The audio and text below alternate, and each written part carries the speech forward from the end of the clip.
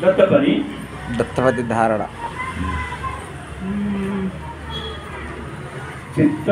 చిత్తము కండదండగను చేరువని తిలకించ నిత్యమై హత్తుకొనంగనన్ మగండనుచో హాయిగా కూర్చి ప్రేమ రూపమై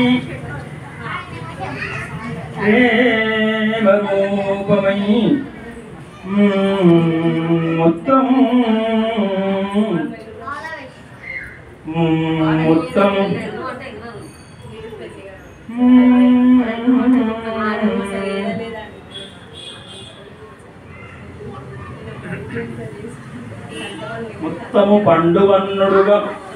మొత్తము పండువన్నుడుగా మోడును వారిన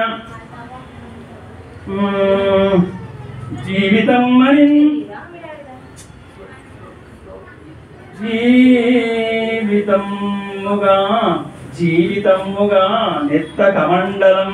నెత్త కమండలాకృతియు ఎంచగ భర్త విరాగియైకడు ఎంచగ భర్త విరాగియైకడు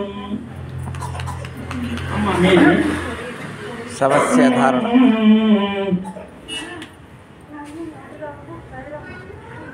ప్రణవమునుల్లసిల్ల ఘనభావ ప్రపంచమునోలలాడగా ననువను వెల్గులిడ అద్భుత రీతి కళా విలాస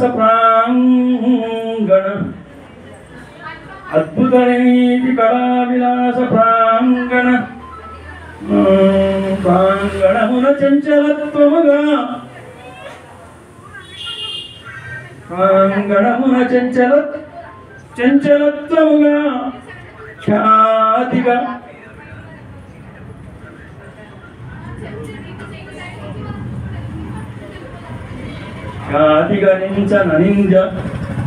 అనింజ రూపము గణపతి పూజ చేయగను గౌరవ మందిని ముషకమ్ములు జీవిక అంటే జీవాలన్నీ కూడా జీవిక గణపతి అంటే రష్టికులను కూడా గణపతి అంటే ఒక సమూహానికి వస్తుంది, అదే ఉంటుంది.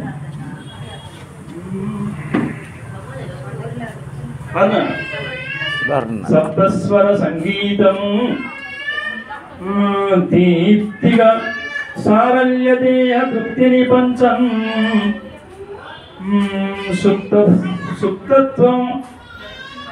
సుప్తత్వం తొలగించగా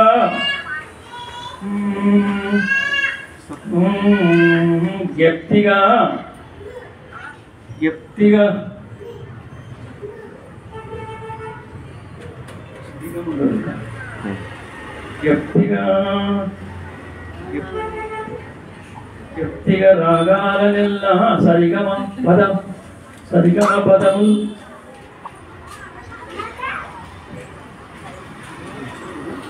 రాగాలనెల్ల సరిగమ పదమై జ్ఞప్తిగా రాగాలనొలుక సరిగమ పదలై తర్వాత నిషిద్ధాక్షరి రారానిల స్థితిగాద శ్రీరమ్యందనో శ్రీశ చిరుత గణేశ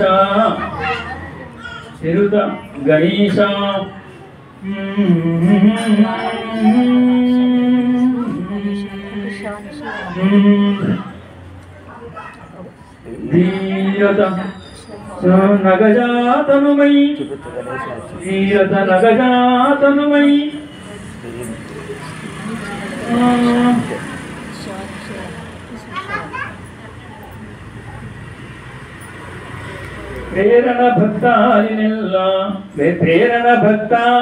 ప్రేరణ కలిగించ భక్త్యభీష్టము పంచం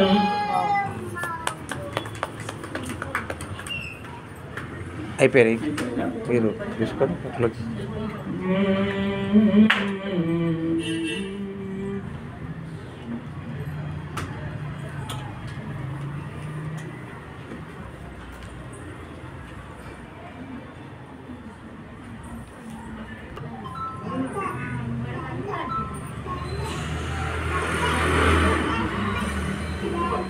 రకంగా ఇది సద్యోవధానం అయ్యింది.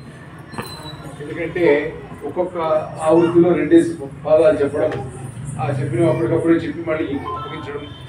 దీన్ని ముద్దురాజయ్య గారు అయితే క్షిప్రావధానం అంటారు. ఆయన 4 పాదాలు ఒకేసారి చెప్పేసి అంతే, అక్కడికి ఆ అవధానం అయిపోతుంది. అన్ని పాదాలు అన్ని పద్యాలు అప్పగిస్తారు. అయితే ఉన్న ఈ అన్యము పుణ్యము నెరుగ కల్లరి పిల్లలలోను కండనై చిన్నతనములే చిలిపి చేష్టల చేసి తినెన్నో తప్పుగా తిన్నగలేవనెత్తి సుమతిం కలుగంగ కవిత్వ విద్యలో ఎన్నగ సాటి లేని జయమిమ్ము సదానము బ్రోచి శారదా. తప్పకుండా ఆ శారదా అనుగ్రహం మీ పైన ఉంది. ఎందుకంటే మీ రాణి వాణి కదా, వారి ఇల్లాల పేరు వాణి. అందుకని ఆ వాణి ఎప్పుడు కూడా వారి ఆ వాక్కుగా భాషిస్తుంది. బ్రహ్మశ్రీ రఘురామ శర్మ గారు అంటే ఆయన బ్రహ్మ అయితే ఆయన రాణి వాణి కదా.